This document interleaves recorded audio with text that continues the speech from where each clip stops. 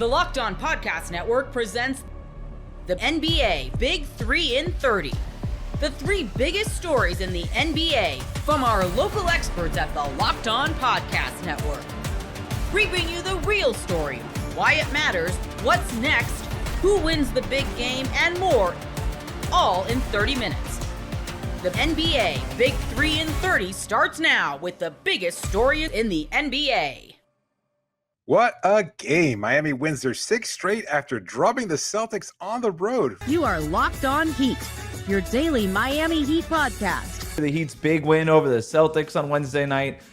The Heat come in as winners of 5 in a row. The Celtics, they came in as winners of 9 in a row, and it's the Heat who come out on top. They have now won 6 straight games, and this one, surprisingly, pretty painless. The Heat went up by as many as 22. The Celtics made a little bit of a push, cut it to single digits at the end of the third quarter, back to within 4 points at the beginning of the fourth quarter. The Heat go back up by 15 midway through the fourth quarter. Celtics pull their starters with 5 minutes to go. I'm going to be honest, a little disappointed in Boston. That felt like the Celtics just rage quitting, like they were losing in Madden. I don't know what was going on there.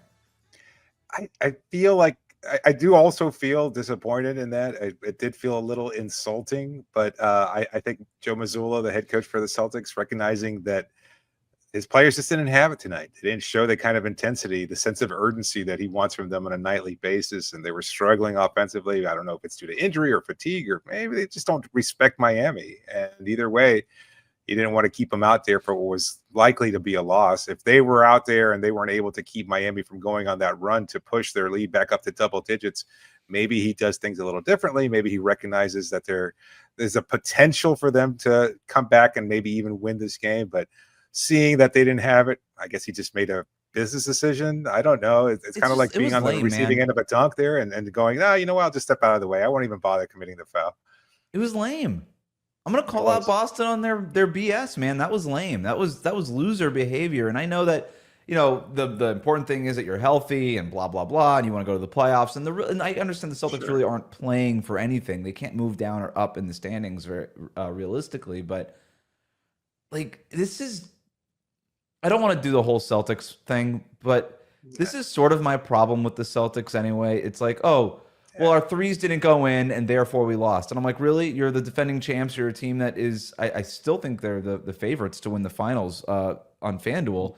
And it's like, oh, so the threes don't go in and you don't have another way of winning? Like, that's the only way you know how to win a basketball game? Where Miami, I'm not sitting here telling you that they're a better basketball team than the Boston Celtics, but they've won games in various ways. Like in this game, the three-point shooting, I thought was going to be a problem, you know, early in this game where Boston missed 10 of their first 12 three-pointers in this one, and Miami really just wasn't getting them up. And I'm like, as soon as Boston starts making these threes, this is going to be a problem. And they did start making their threes, and they cut the lead to 4.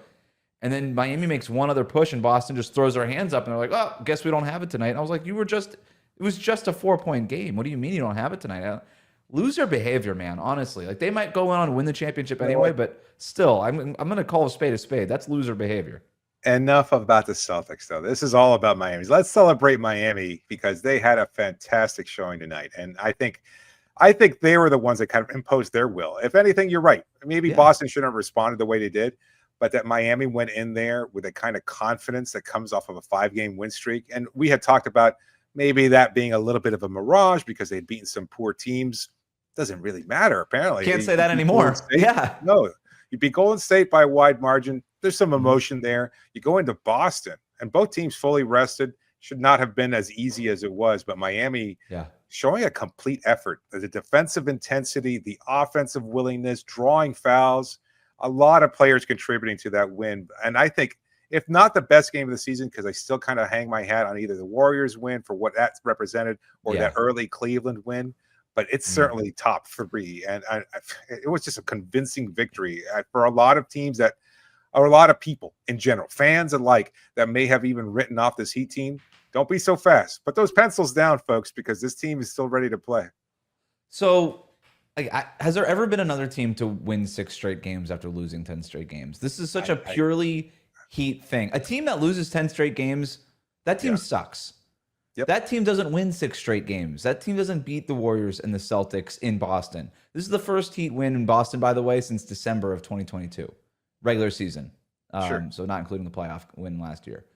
Like, it's hard to win there in Boston, not just for the Heat, but for a lot of teams. Like the Celtics don't lose at home over these last couple of years. Yeah. And so I'm still trying to wrap my head around what this team is. But here's that's a question for, I guess, later in the future, because we can't really answer it now. But here's what stands out to me in terms of the 6-game win streak versus what the 10-game losing streak was. Yeah. This team's really figured out how they want to play. Yeah. And whether it's Kyle Anderson playing point guard a little bit, Tyler Hero playing off the ball, Bam picking a spot, Pelle Larsson being involved in getting these hustle plays, Davion Mitchell, not just what he does defensively, but I love the pairing of him and Highsmith coming off the bench together defensively, especially when they come in with Ware, and then even more especially when they come in with Bam, and you just have those 3 guys out there locking teams up. But also using Davion offensively, right? And we talked to him yesterday about the shooting, but I love his ability to put his shoulders down and drive to the basket. He's got such a quick first step. Like they're figuring out how to use these new parts and what life is after Jimmy Butler.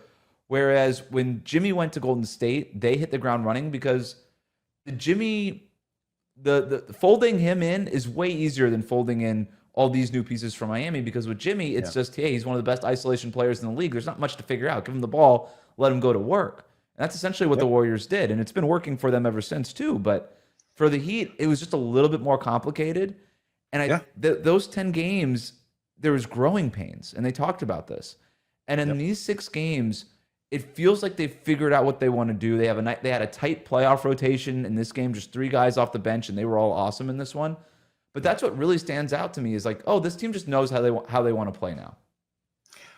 It was something I'd brought up before during the losing streak, where they were clearly without a hierarchy, and that was one of the things that Jimmy brought to this team, was that once he joined in 2019, there was a clear structure of who was going to do what, and everybody else kind of figured out their role. And we got confirmation from Davion yesterday in our interview, where he talked about just figuring out all these different pieces. You were just alluding to it. And now it's this kind of understanding. And I think Spo, to his credit, as bad as he was early in the season, with his back against the wall and that 10-game losing streak kind of forcing his hand, he's really done a much better job of understanding how to incorporate what players, not playing Jaime, not playing Terry Rozier.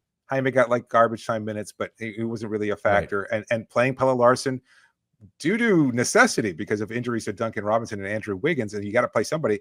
And it's just worked. So whether he's kind of stumbled ass backwards into it, or whether or not it was just a smarter decision on his part or an understanding of what this team needs, he's figured it out. The team has figured it out. And I love how they're understanding their roles and playing together and playing so cohesively. That to me is like the real difference in what we're seeing now and what we saw only in stretches during the 10-game losing streak. We'd see it for 3 quarters and then they'd fall apart as they have during the 4th quarter. This team outscored Boston in the 4th quarter. Like, they did their job. Not only had they outscored them for 2 of the previous quarters, but they had done a great job of carrying that lead into the 4th and not relinquishing it.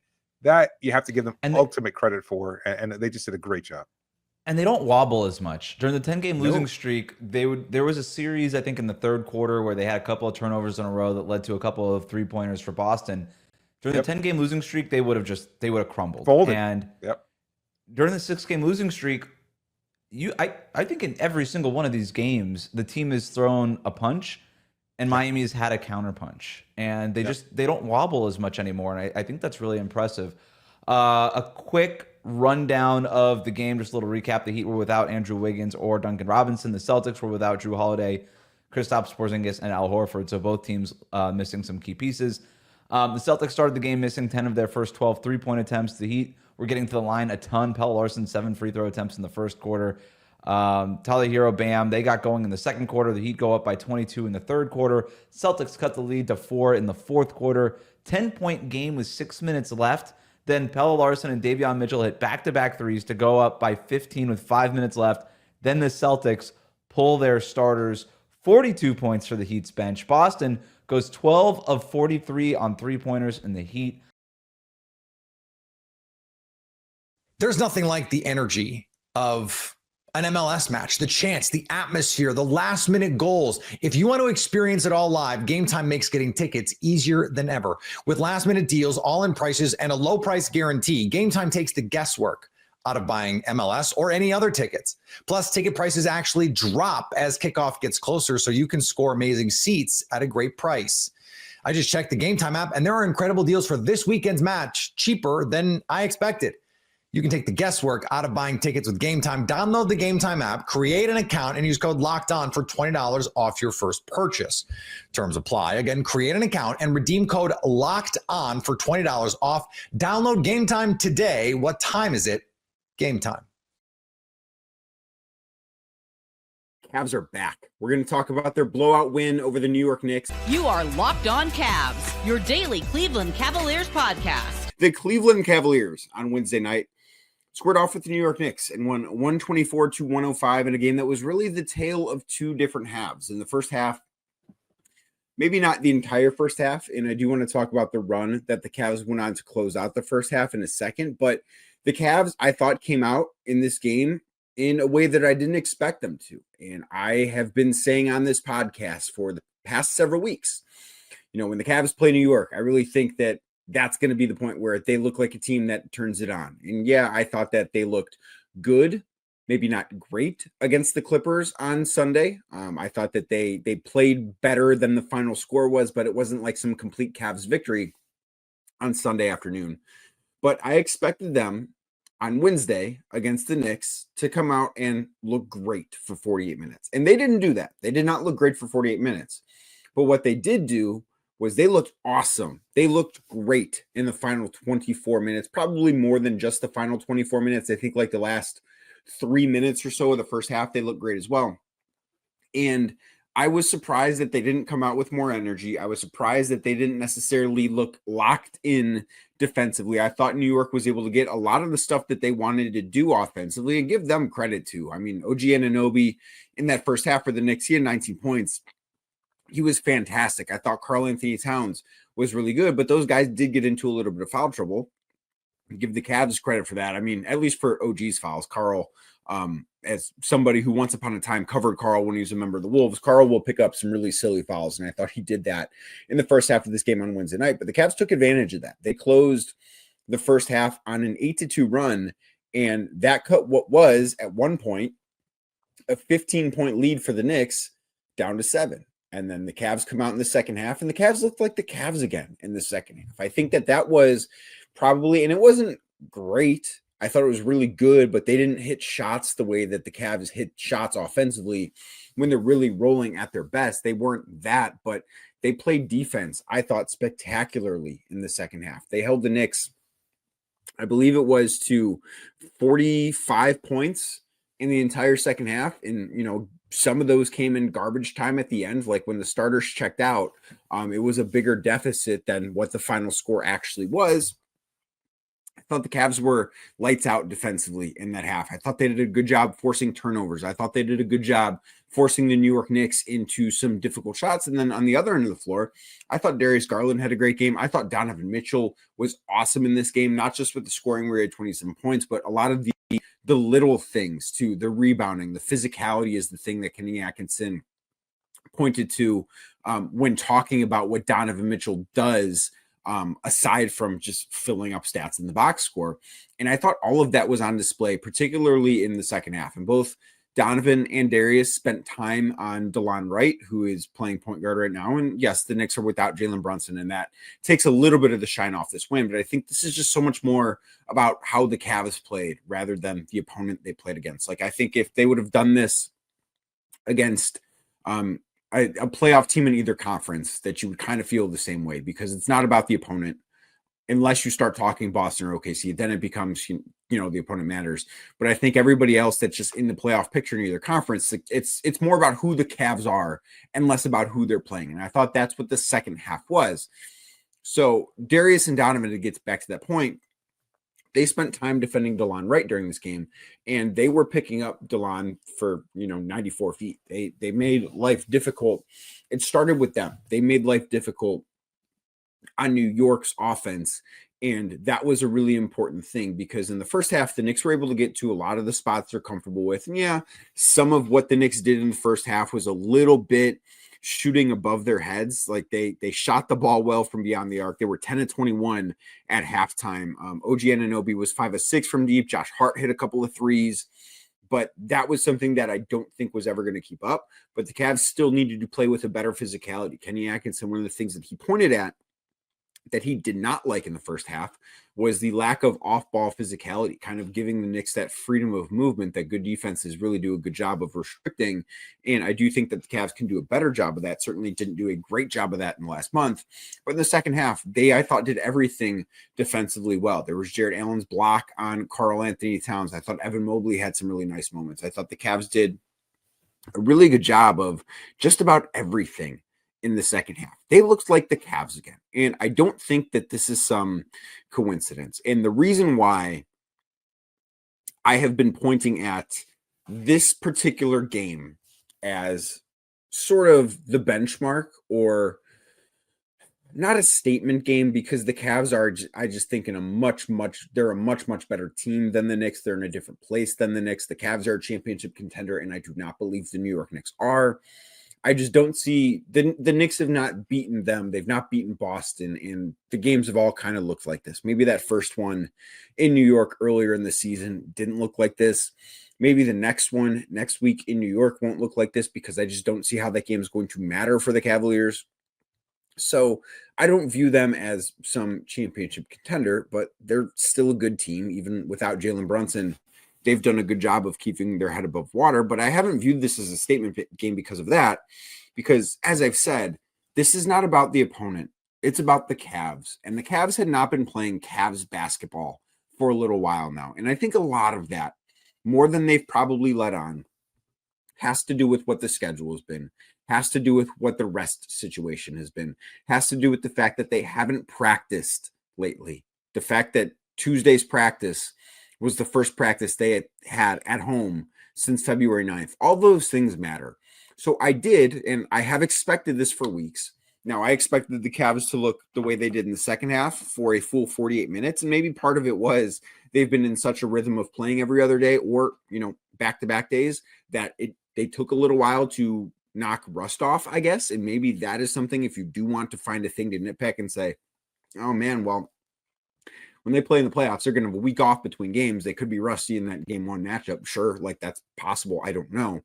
But they were rested, and they got back to doing the things that make them great, even if they didn't do all of them, because they didn't shoot the ball at the same level that they've shot the ball when they're really clicking on all cylinders. They were just 12 of 37 from three, but they did all the other things. Donovan Mitchell was awesome. Evan Mobley, I thought, had a strong second half. It wasn't necessarily his best game, but I thought he was good in the second half.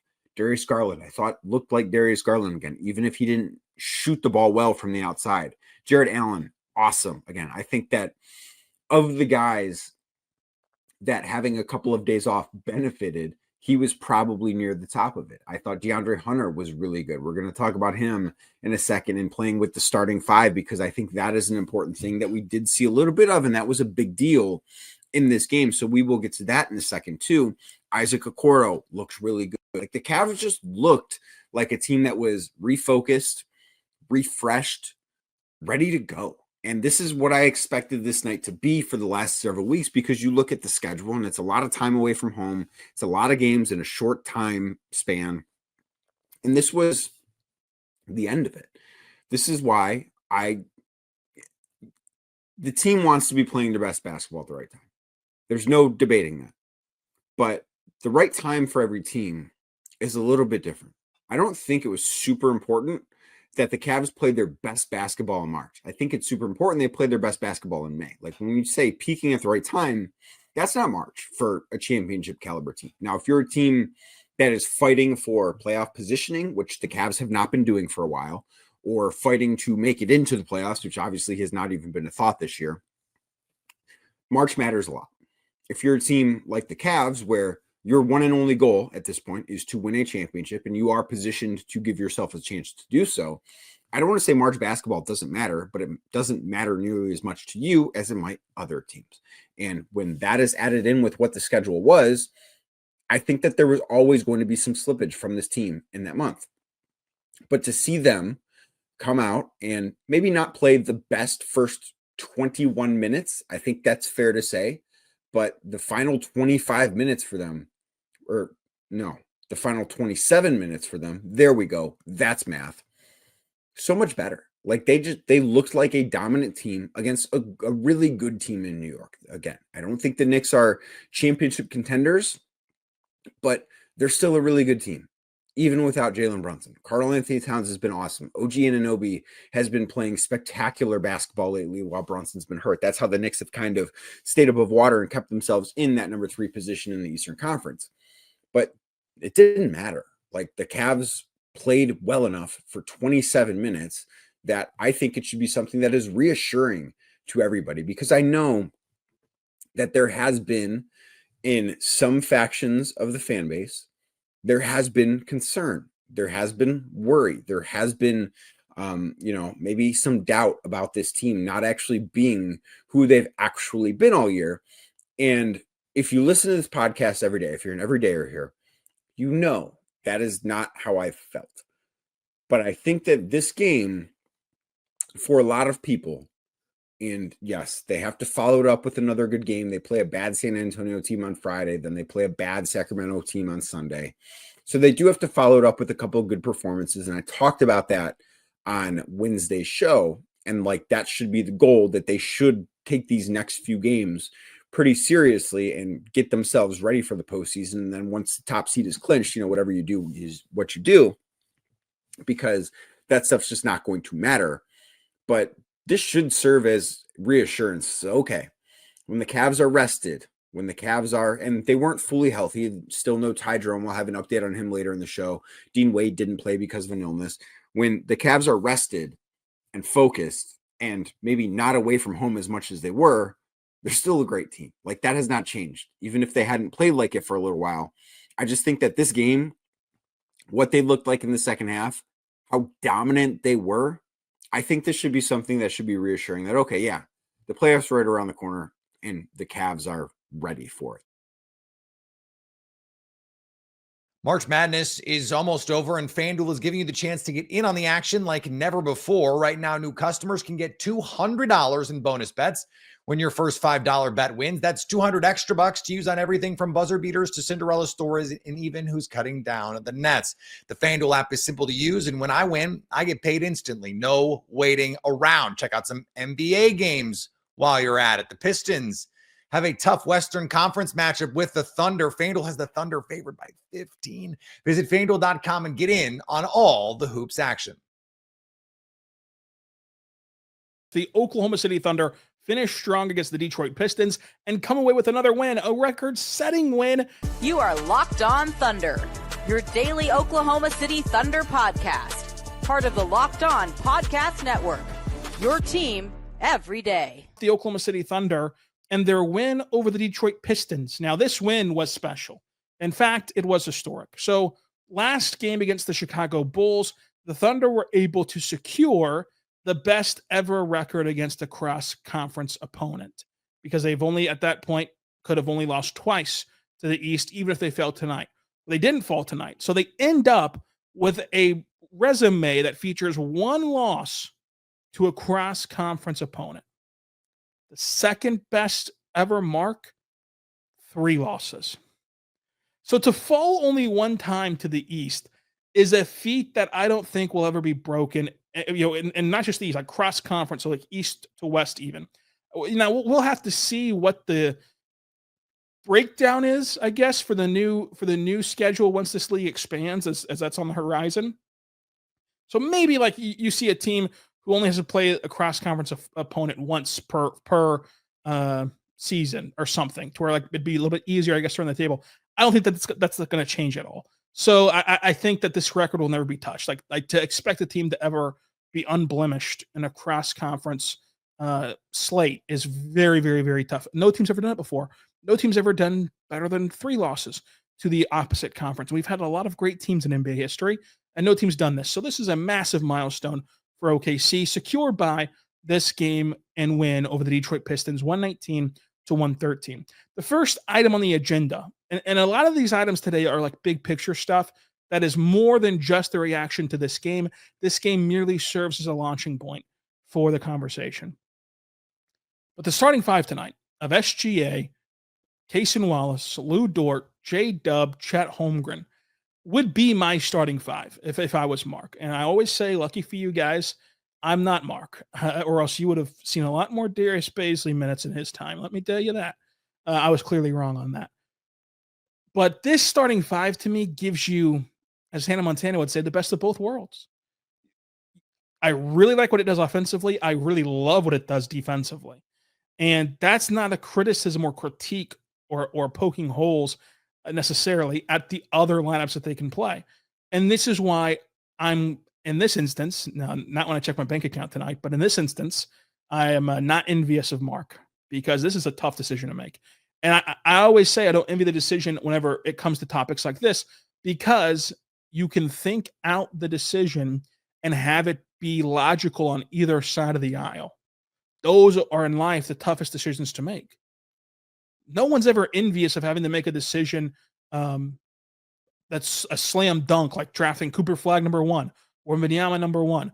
Or if you have a job offer that's going to pay you $6 million, and then another job offer that's going to pay you $100,000. Oh, I don't know. What job are you going to take, right? Or another job that's going to pay you $20,000 a year. Like, hello, you're going to take the highest paying gig, all things considered, right? All things being equal. Those are clear-cut decisions that, I'm envious of, like how easy the decision is because it's a good thing. It's great. You're going to get paid more money. I'm not envious of decisions where all the outcomes look to be logical, reasonable, and sound, and you just got to really pick one. You just got to really go for one of them and embrace one of them fully. To me, I think that the Thunder will benefit from having the flexibility of all these lineups looking great in the long term. But I am curious how they're going to initially start things. How, like, someone's got to start game one of the playoffs. We can keep kicking the can down the road of being like, well, matchups and they're versatile. Well, 5 guys got to be on the floor to start the game one of the playoffs. And to me, these are the 5 guys that I would go with. And it's no knock on any other lineup because, again, they're all really good and have different strengths. To me, this lineup is so strong because defensively, this is your identity to a core, to the roots. Like you have an elite rim protector, an elite defensive anchor on the back end of 4 elite point of attack defenders with Lou, with J-Dub, with Cason, and then Shea this year. Look at his numbers. Like, he's stellar. He's not going to get the recognition necessarily that he deserves, but he's stellar on that end, and it's so rare to see a star be stellar on that end. But you have 4 bona fide elite defenders, just as elite defending talents. And then, like, your 5th guy, Shea, who's also good at defense, who's also really, really good. And so it's like the ability to switch 1 through 5 to me is so appealing, and it's so suffocating. And the ability to have 3 of your best point of attack defenders out there, but also 3 of your best ball hawks of just nose for the ball. You can play the passing lanes. You can be in somebody's jersey, getting the ball away. You cannot dribble around them. They just box you in. They make you claustrophobic, and they really end your offensive possessions. And to do that out of the chute of a playoff game, especially one at home where the crowd's going to be into it for every stop, I think seamlessly gets you on the pathway to success. And that's what the starting lineup's really about to me.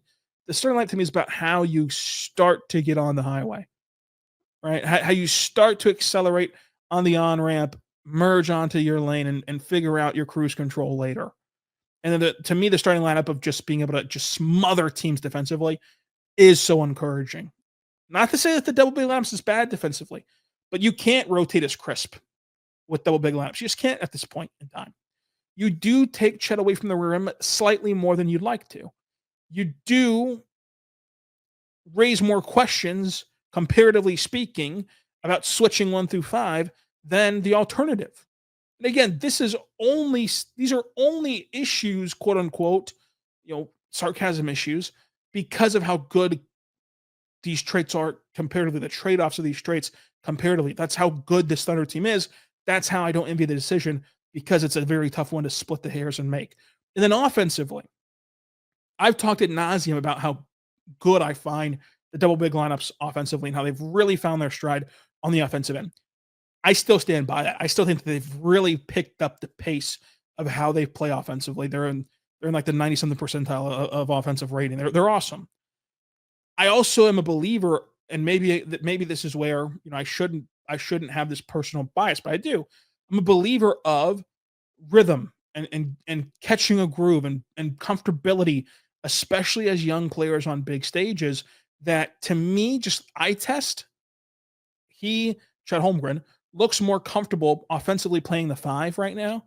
J-Dub looks more comfortable playing with the space that Chet provides as someone who hangs out and is respected at the 3-point line, and more tightly respected at the 3-point line than comparatively to Hartenstein, and who doesn't need to get to the mid paint and to get to the baseline and to get to the low block to really be effective as a scorer. So to me, it helps your 2 youngest guys be comfortable offensively to start a game. That's another big selling point for why I would have the starting lineup as the starting lineup in the playoffs if I was the head coach. And then you do what you did tonight. Like, you didn't abandon anything tonight. You still stayed versatile.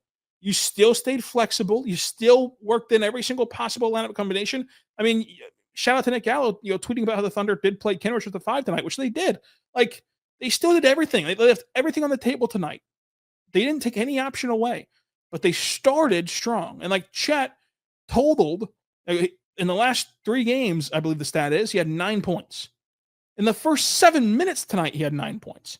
He was just really good, really active, really comfortable. The flip side of that coin is, and why I don't think that this is a slam dunk, I think it's one man's opinion, which doesn't mean a lot, is because he was also, I think his best game still of his return from the hip injury was against Boston, whenever he played with Isaiah Hartenstein. So, it is what it is. We'll see how they end up starting, but that's kind of where I'm at. And again, it's not a reaction to this game. This game just serves as a launching pad for this conversation, because these core guys have been really good together for 2 straight years. And they've been really good together this year.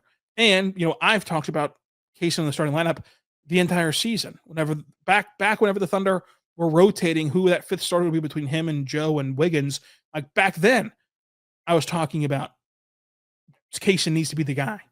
So, I mean, this is not reactionary or, kind of persuade by one game. It's just kind of, this game was a perfect opportunity to talk about it again.